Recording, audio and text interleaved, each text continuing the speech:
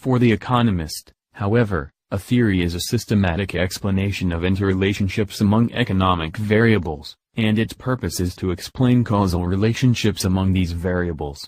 Usually a theory is used not only to understand the world better but also to provide a basis for policy. In any event, theorists cannot consider all the factors influencing economic growth in a single theory. They must determine which variables are crucial and which are irrelevant. However, reality is so complicated that a simple model may omit critical variables in the real world. The first two models with some application to LDCs today, those of the English classical economists, and of their foremost critic, Karl Marx, were developed in the 19th century during the early capitalist development in Western Europe and the United States. The next theories include Walter Rostow's model, written as an alternative to Marx's theory of modern history, which sets forth 5 stages of economic growth for LDCs, based on DC experience, the vicious circle theory, focusing on LDC low saving rates, and the debate on preventing coordination failures, including balanced versus unbalanced growth, which clarifies issues concerning the big push, economies of scale, complementarities, and differential productivity. The Ranis model views the accumulation of capital by profits from the industrial capitalist sector hiring an unlimited supply of surplus labor from agriculture as the impetus to economic growth in LDCs.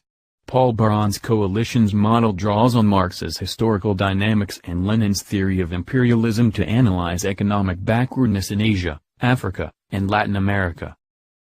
In addition, dependency theory, which borrows from Baran's approach, argues that underdevelopment in third world countries results from their participation in the international capitalist system. During the 1980s and 1990s, a period of economic conservative governments in much of the West and Japan, a leading approach among development economists was neoclassicism, an economic theory and policy that stressed freedom from the state's economic restraint. Neoclassical economists dominate the two most powerful international financial agencies in developing countries, the World Bank and International Monetary Fund. Neoclassicism also includes a formal growth theory, which emphasizes the importance of capital formation for economic growth. The fact that the neoclassical growth theory assumed perfect competition and had no explanation for the level of technology within the model motivated other economists to propose an endogenous growth theory in which technical progress, the chief source of growth, was explained within the model. The classical economists had explained growth process in terms of rate of technological progress and population growth. In their opinion, technological progress remains in lead for some time but finally it disappears when the falling rate of profit prevents further accumulation of capital. It is at this stage that the economy slumps down into stagnation. In broad way, the classical theory of economic development may be stated as, suppose an expected increase in profits brings about an increase in investment which adds to the existing stock of capital and to the steady flow of improved techniques. This increase in capital accumulation raises the wage fund. Higher wages induce an accelerated population growth which causes the demand for food to rise. Food production is raised by employing additional labor and capital.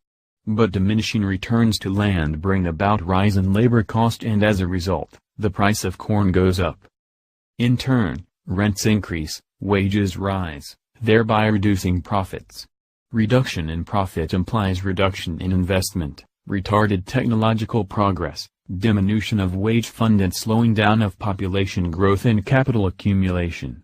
In the classical model, the end result of capitalist development is stagnation. This stagnation resulted from the natural tendency of profits to fall and consequent chopping off capital accumulation. When this happens, capital accumulation ceases. Population becomes constant and stationary state sets in. Mathematical explanation.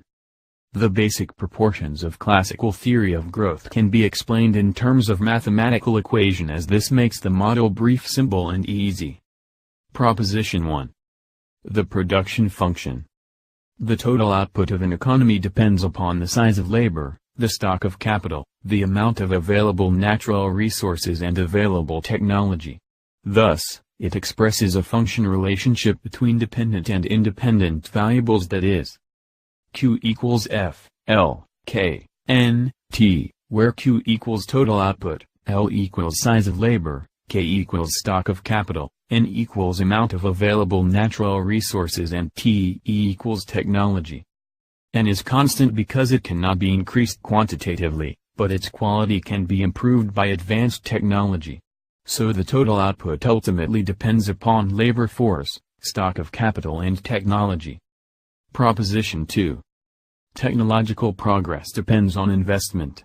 The relation between technological progress and investment is T equals F, I, that is, the technology depends upon the size of investment. That is why classical economists stressed on capital accumulation and saving rather than technological progress.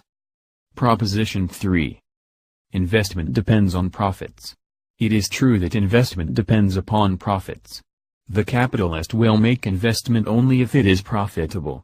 Here investment means net addition to the existing stock of capital, that is, I equals K equals FR, where K equals net addition to capital stock and R equals return on capital investment or profit. Proposition 4. Profits depend upon labor supply and level of technology. According to classical economists, profit is the function of labor supply and technological progress. The application of improved technology in agriculture can raise productivity and hence profits. Thus, profits are not only influenced by the level of technology, but by labor force as well. R equals F, T, L. The level of technology depends upon the level of investment and it depends on profits. Profits, in turn, depend on the level of technology. This argument explains the interdependence of these factors. D equals F, I, equals F, IR, equals FR, T, L. The heart of this circular argument is that technical progress is vital for economic development. Proposition 5. The size of labor force depends on size of the wage fund. This proposition explains the iron law of wages. If the wage fund is raised, the size of the labor force will be large and vice versa.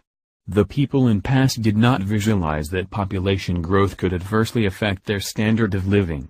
Under these circumstances, the classical theory of population establishes a relation between size of labor and the wage fund. L equals F, W, where W equals wage fund and L equals size of labor force. Proposition 6. Size of labor force depends upon level of investment. The classical economists believed that wage fund depends upon the savings of the capitalist and these savings find their way in investment automatically. So wage fund is the function of investment or investment determines the size of wage fund, that is, W equals F, I, where I equals level of investment and W equals wage fund. Proposition 7. Closing equation. There are 6 equations above having 7 variables. So their value cannot be determined.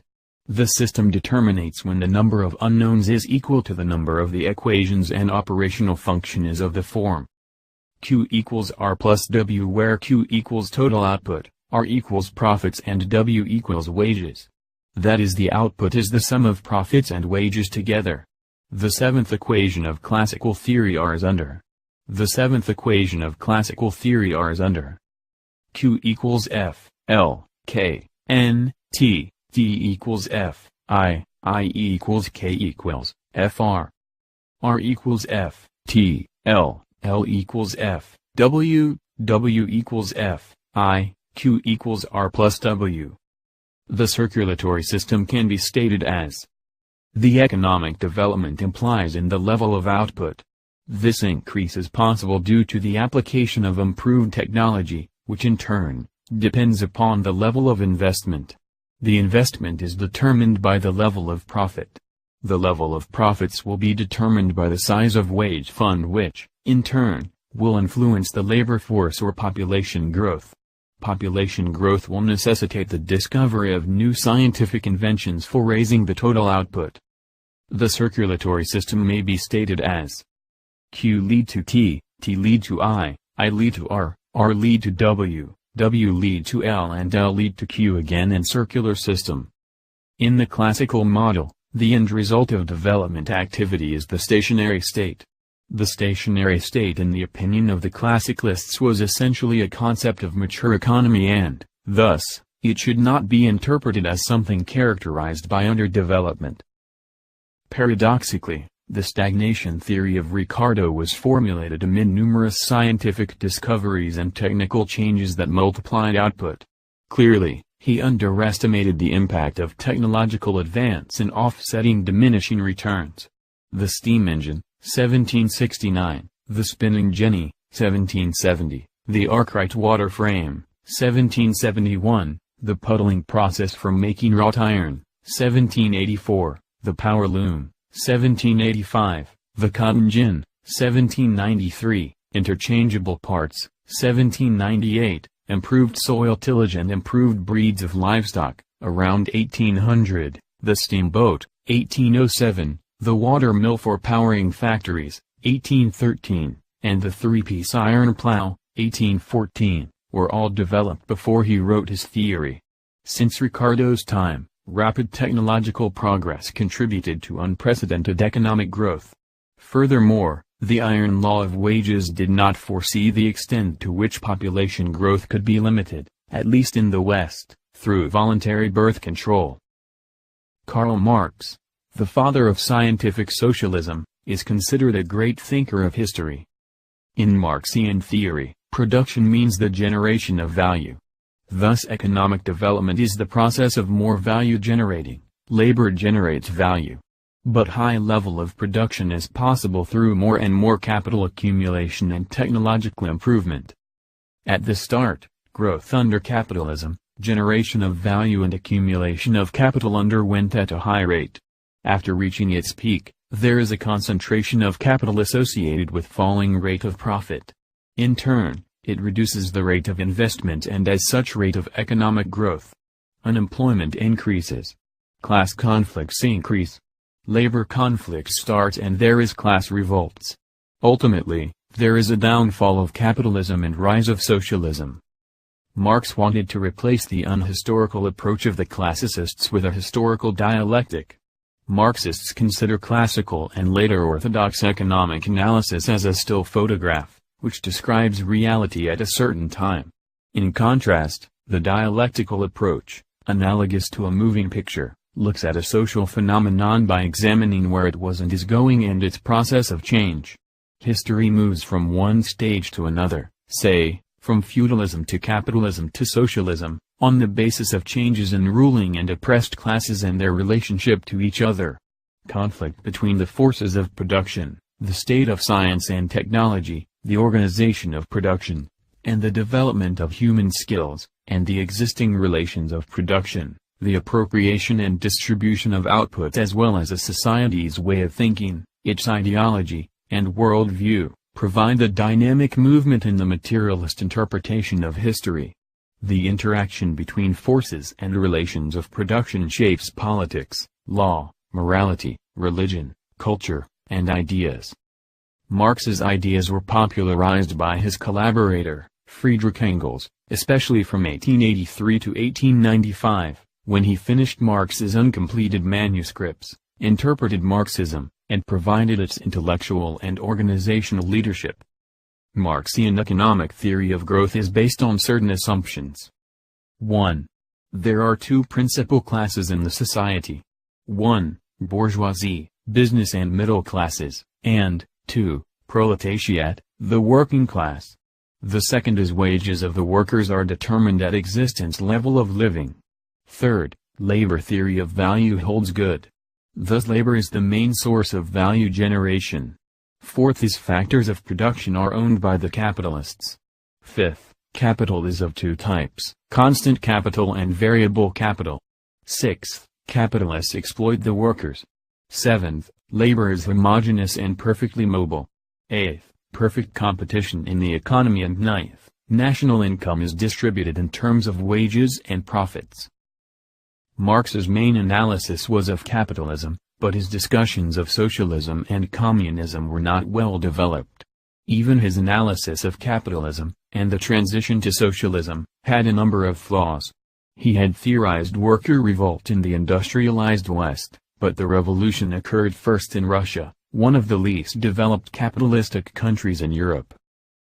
Marxists suggest several reasons why Western workers have yet to overthrow capitalism.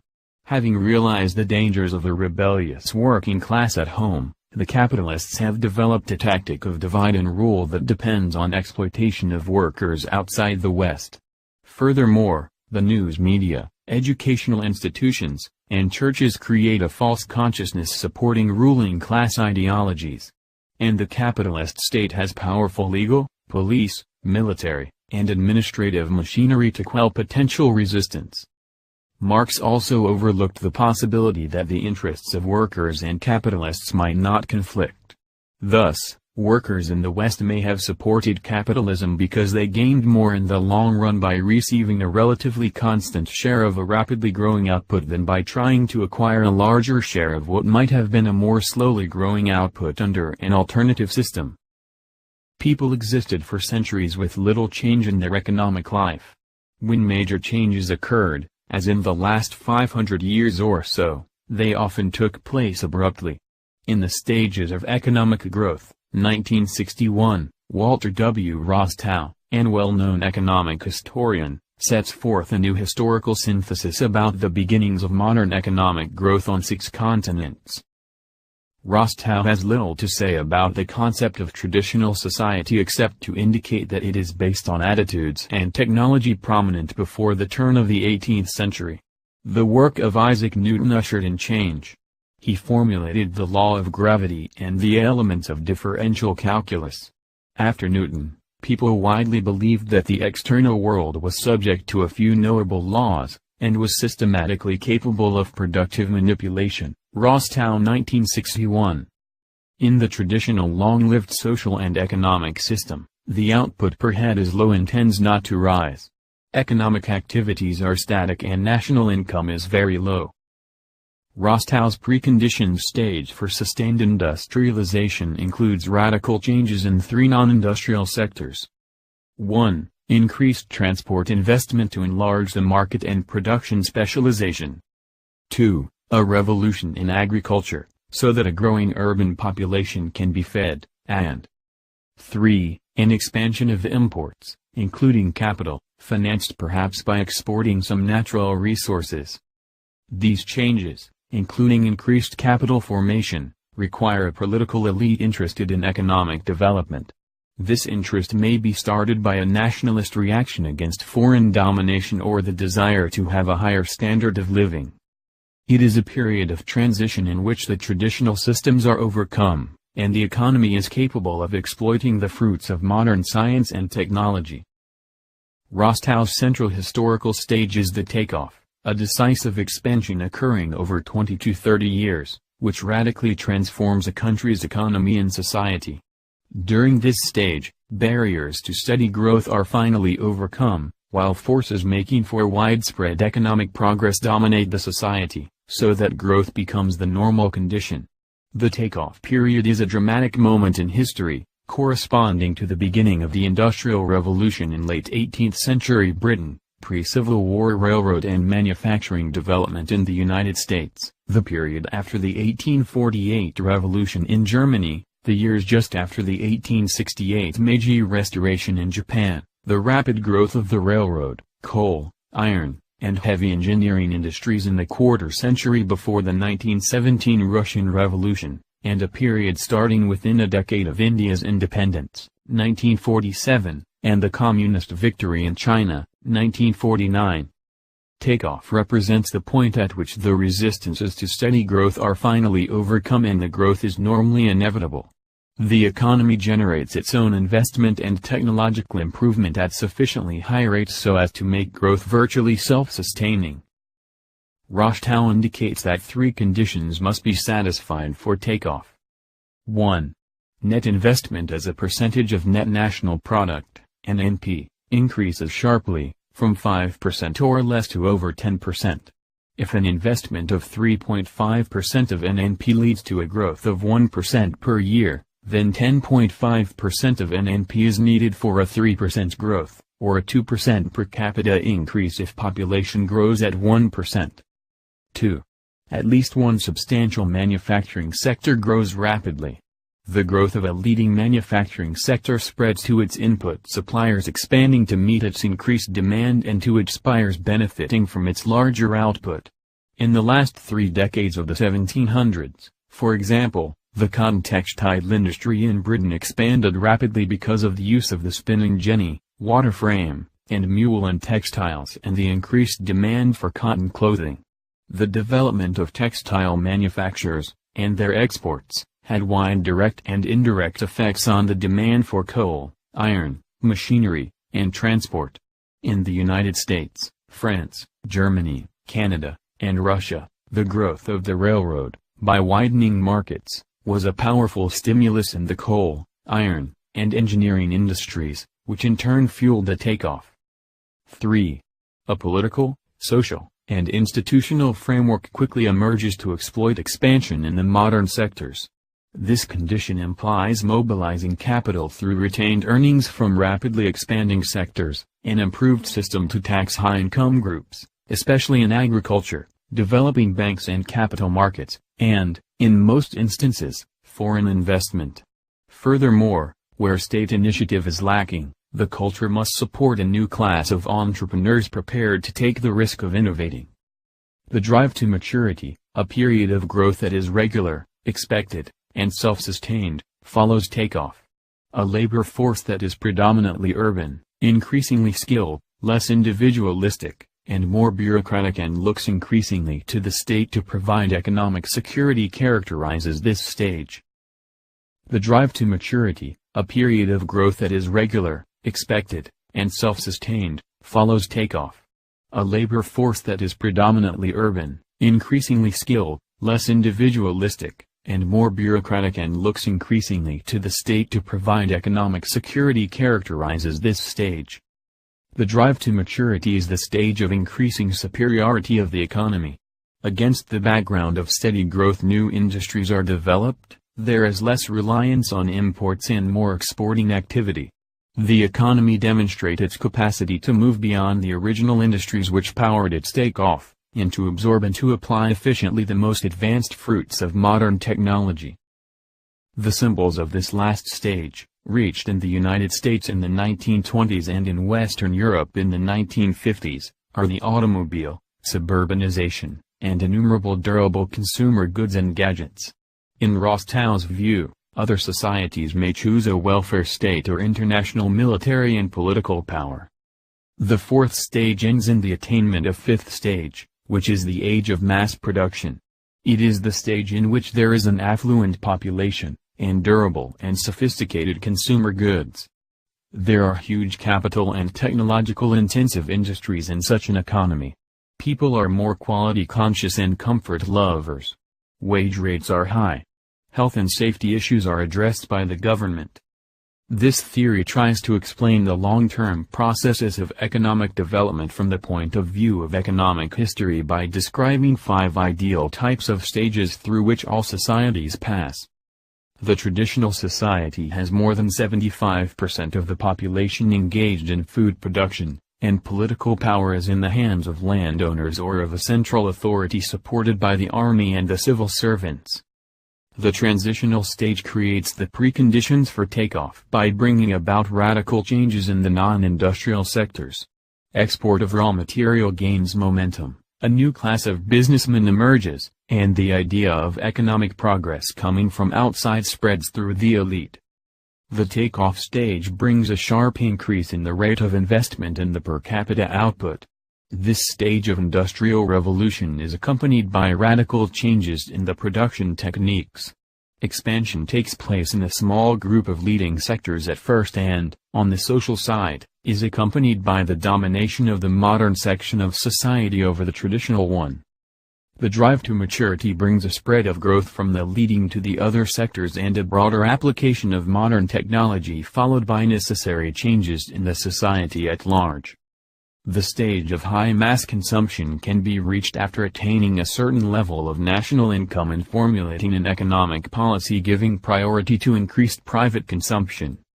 The critical phase for development is the takeoff stage, during which net investment rates have to increase from 5 to 10% of the national product and during which the political, social, and institutional framework has to be built in order to reach a situation of self-sustained growth.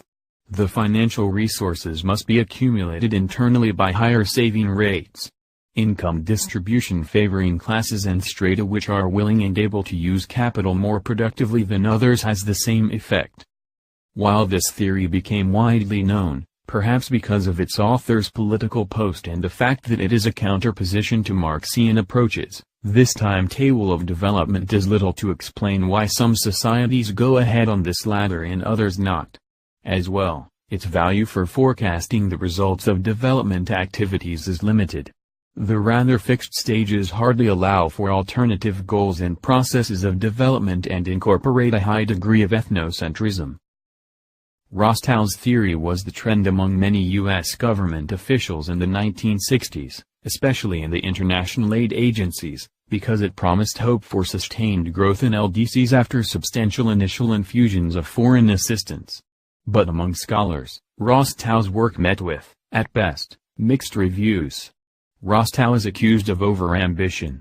Ian Drummond complains that probably no theory has been so widely circulated from so slight a base of organized fact and careful analysis. Drummond 1961. Another economic historian, A. G. Cairncross, 1961, argues that one can believe in an abrupt takeoff, or industrial revolution, only if one's knowledge of history is flimsy and out of date. Cairncross argues that many of Rostow's conditions are defined so vaguely that they stretch to cover any case, and he seems only too willing to admit exceptions when takeoff occurs at a time other than his theory suggests. Rostow's stages are difficult to test scientifically. For a theory to be meaningful, it must be possible to prove it wrong.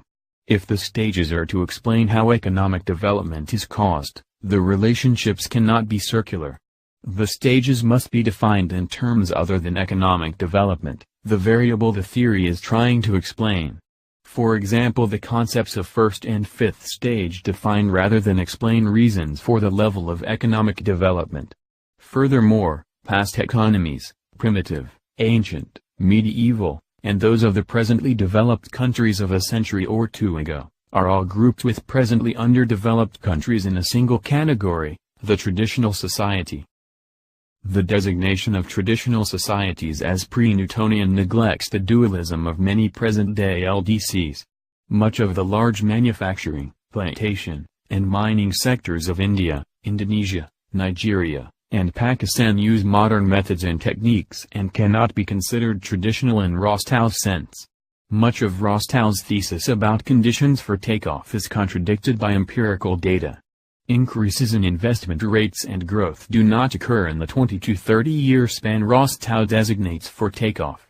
Growth in investment rates and net national product in Great Britain, Germany, Sweden, and Japan indicate a slow and relatively steady acceleration rather than an abrupt takeoff. Frequently, the characteristics of one of Rostow's stages are not unique to it. Why would the agricultural revolution, capital imports, and social overhead investment of the preconditions stage not be consistent with the abrupt increase in investment rates during the takeoff stage? Why could the development of leading sectors or the emergence of an institutional framework exploiting growth not take place in the preconditions stage as well as the takeoff stage? Why would the abrupt increase in growth and investment rates during takeoff not continue through the drive to maturity? Unlike Marx's dialectical materialism, Rostow's approach does not show how the characteristics and processes of one stage move a society to the next stage. How do we explain the relatively effortless self-sustained growth after takeoff? Presumably, some obstacles to growth have been removed. What are they, and how does his theory explain their removal?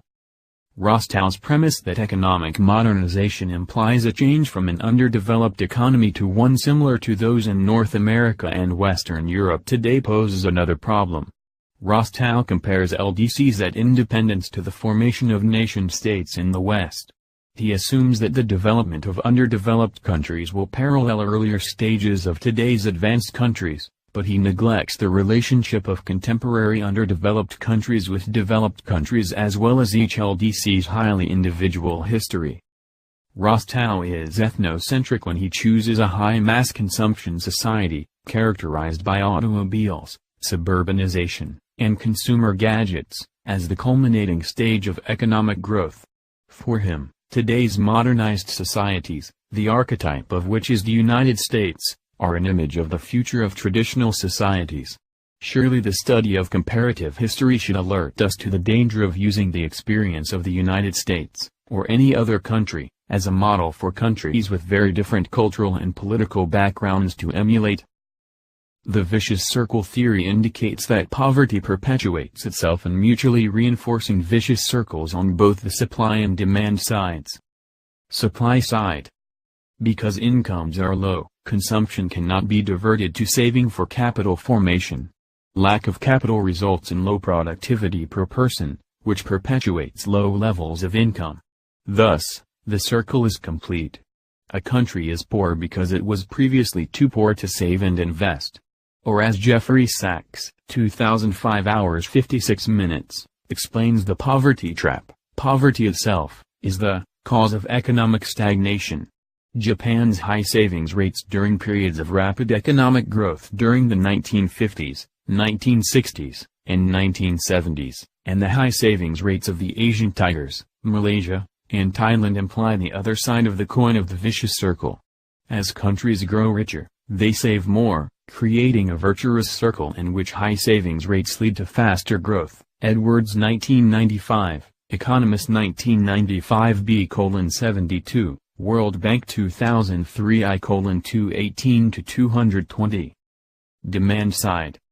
Furthermore, because incomes are low, market size, for consumer goods such as shoes, electric bulbs, and textiles, is too small to encourage potential investors. Lack of investment means low productivity and continued low income. A country is poor because it was previously too poor to provide the market to shoot investment. The vicious circle theory seems plausible to those Westerners who imagine that the entire population of the Third World is poor and hungry. They are surprised that anyone in the LDCs saves. But you can probably identify some flaws in these views. Westerners may be judging the saving potential in LDCs on the basis of Western standards of living. Of course, most Westerners find it difficult to imagine saving on the $8,000 annual salary received by a middle manager in India. But remember the relative position that $8,000 represents in India. There is reason for believing that low-income countries can save substantially more than they do. You also should keep in mind that personal saving is usually a small proportion of total saving in a LDC. Corporate saving, government saving, public enterprise profits, social security contributions, life insurance premiums, and provident and pension fund reserves may be other sources for saving. The market is ample for using modern production methods effectively for products commonly consumed by low-income people: sugar, milled rice, milled flour, soap, sandals, textiles, clothing, cigarettes, matches, and candies. Even a fairly small improvement in productivity for any of these commodities would capture a sizable market. Moreover, large establishments require not only large markets but, more important, complex machinery and processes, which demand entrepreneurial, managerial, and technical skills and experience that are frequently scarce in developing countries. Cost advantages from early entry, or economies of experience, are more important for large-scale production than economies of scale from increased market size. A major development debate from the 1940s through the 1960s concerned balanced growth versus unbalanced growth. Some of the debate was semantic, as the meaning of balance can vary from the absurd requirement that all sectors grow at the same rate to the more sensible plea that some attention be given to all major sectors: industry, agriculture, and services. However, absurdities aside, the discussion raised some important issues. Balanced growth. The synchronized application of capital to a wide range of different industries is called balanced growth by its advocates. Ragnar Nerks, 1953, considers this strategy the only way of escaping from the vicious circle of poverty. He does not consider the expansion of exports promising, because the price elasticity of demand, minus percentage change in quantity demanded divided by percentage change in price, for the LDCs predominantly primary exports is less than 1, thus reducing export earnings with increased volume, other things being equal. Big push thesis. Those advocating this synchronized application of capital to all major sectors support the big push thesis, arguing that a strategy of gradualism is doomed to failure. A substantial effort is essential to overcome the inertia inherent in a stagnant economy. The situation is analogous to a car being stuck in the snow. It will not move with a gradually increasing push, it needs a big push. For Paul and Rosenstein-Rodin, 1943-202-211, the factors that contribute to economic growth, such as demand and investment in infrastructure, do not increase smoothly but are subject to sizable jumps or indivisibilities. These indivisibilities result from flaws created in the investment market by external economies, that is, cost advantages rendered free by one producer to another. These benefits spill over to society as a whole, or to some member of it, rather than to the investor concerned. As an example, the increased production, decreased average costs, and labor training and experience that result from additional investment in the steel industry will benefit other industries as well. Greater output stimulates the demand for iron, coal, and transport. Lower costs may make vehicles and aluminum cheaper. In addition, other industries may benefit later by hiring laborers who acquired industrial skills in the steel mills. Thus, the social profitability of this investment exceeds its private profitability. Moreover, unless government intervenes, total private investment will be too low. Indivisibility in infrastructure. For Rosenstein-Rodin, a major indivisibility is in infrastructure, such as power, transport, and communications. This basic social capital reduces costs to other industries. To illustrate, the railroad from Kanpur to the Calcutta docks increases the competitiveness of India's wool textiles domestically and abroad. However, the investment for the 950-kilometer, Kanpur-Calcutta rail line is virtually indivisible, in that a line a fraction as long is of little value. Building the Aswan Dam or the Monterrey-Mexico City telegraph line is subject to similar discontinuities. Indivisibility in demand.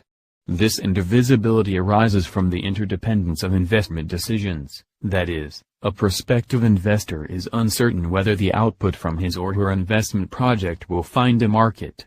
Rosenstein-Rodin uses the example of an economy closed to international trade to illustrate this indivisibility. He assumes that there are numerous subsistence agricultural laborers whose work adds nothing to total output, that is, the marginal productivity of their labor equals zero. If 100 of these farm workers were hired in a shoe factory, their wages would increase income. If the newly employed workers spend all of their additional income on shoes they produce, the shoe factory will find a market and would succeed. In fact, however, they will not spend all of their additional income on shoes. There is no easy solution of creating an additional market in this way. The risk of not finding a market reduces the incentive to invest, and the shoe factory investment project will probably be abandoned. Rosenstein-Rodin 1951-62. However, instead, let us put 10,000 workers in 100 factories and farms, that among them will produce the bulk of consumer goods on which the newly employed workers will spend their wages. What was not true of the shoe factory is true for the complementary system of 100 enterprises. The new producers are each other's customers and create additional markets through increased incomes. Complementary demand reduces the risk of not finding a market. Reducing interdependent risks increases the incentive to invest. Advocates of balanced growth emphasize a varied package of industrial investment at the expense of investment in agriculture, especially exports. But a country cannot grow rapidly if it fails to specialize where production is most efficient. Recent experience indicates that LDCs cannot neglect agricultural investment if they are to feed their population, supply industrial inputs, and earn foreign currency. Infrastructure is not so indivisible as Rosenstein-Rodin implies. Roads, rivers, canals, or air traffic can substitute for railroads. Roads may be dirt, graveled, blacktopped, or paved and of various widths. Power plants can differ greatly in size, and telegram and telephone systems can be small, large, or intermediate. Large infrastructure facilities, although perhaps economical at high levels of economic development, are not essential for LDC growth. Some critics argue that the resources required for carrying out a policy of balanced growth are so vast that a country that could invest the required capital would not, in fact, be underdeveloped. In fact, farm workers with zero marginal labor productivity are not available. In any case, where will a LDC obtain the capital, skilled labor, and materials needed for such wide industrial expansion? We cannot forget that although new industries may be complementary on the demand side, they are competitors for limited resources on the supply side. Advocates of balanced growth assume LDCs start from scratch. In reality, every developing country starts from a position that reflects previous investment decisions. Thus, at any time, there are highly desirable investment programs not balanced in themselves but well integrated with existing capital imbalances. Singer 1958, Fleming 1955-241-256. The major discreditor of the balanced growth strategy was the widespread evidence in the 1960s and 1970s that LDCs were growing rapidly, without any attempt at the massive investments in the wide range of industries that advocates of the strategy considered essential. Albert O. Hirschman, 1958. Develops the idea of unbalanced investment to complement existing imbalances. He contends that deliberately unbalancing the economy, in line with a pre-designed strategy, is the best path for economic growth. He argues that the big push thesis may make interesting reading for economists, but it is gloomy news for the LDCs. They do not have the skills needed to launch such a massive effort. The major shortage in LDCs is not the supply of savings, but the decision to invest by entrepreneurs, the risk-takers and decision-makers. The ability to invest is dependent on the amount and nature of existing investments. Hirschman believes poor countries need a development strategy that spurs investment decisions. He suggests that since resources and abilities are limited, a big push is sensible only in strategically selected industries within the economy. Growth then spreads from one sector to another, similar to Rostow's concept of leading and following sectors. However, investment should not be left solely to individual entrepreneurs in the market, as the profitability of different investment projects may depend on the order in which they are undertaken. For example, assume investment in a truck factory yields a return of 10% per year, in a steel factory, 8%, with the interest rate 9%. If left to the market, a private investor will invest in the truck factory. Later on, as a result of this initial investment, returns on a steel investment increase to 10%, so then the investor invests in steel. Assume, however, that establishing a steel factory would increase the returns in the truck factory in the next period from 10 to 16%. Society would be better off investing in the steel factory first, and the truck enterprise second, rather than making independent decisions based on the market. Planners need to consider the interdependence of one investment project with another so that they maximize overall social profitability. They need to make the investment that spurs the greatest amount of new investment decisions. Investments should occur in industries that have the greatest linkages, including backward linkages to enterprises that sell inputs to the industry, and forward linkages to units that buy output from the industry. The steel industry, with backward linkages to coal and iron production, and forward linkages to the construction and truck industries, has good investment potential, according to Hirschman. Even a government that limits its major role to providing infrastructure can time its investment projects to spur private investments. Government investment in transport and power will increase productivity and thus encourage investment in other activities. Initially, planners trying to maximize linkages will not want to hamper imports too much, because doing so will deprive the country of forward linkages to domestic industries using imports. In fact, officials may encourage imports until they reach a threshold in order to create these forward linkages. Once these linkages have been developed, protective tariffs will provide a strong inducement for domestic entrepreneurs to replace imports with domestically produced goods. Hirschman fails to stress the importance of agricultural investments. According to him, agriculture does not stimulate linkage formation so directly as other industries. However, empirical studies indicate agriculture has substantial linkages to other sectors. Moreover, agricultural growth makes vital contributions to the non-agricultural sector through increased food supplies, added foreign exchange, labor supply, capital transfer, and larger markets. Johnson and Mellor 1961. What constitutes the proper investment balance among sectors requires careful analysis. In some instances, imbalances may be essential for compensating for existing imbalances. By contrast, Hirschman's unbalanced growth should have some kind of balance as an ultimate aim. Generally, the concepts of balance and imbalance are of limited value. To be helpful, their meanings need to be defined carefully in specific decision-making contexts.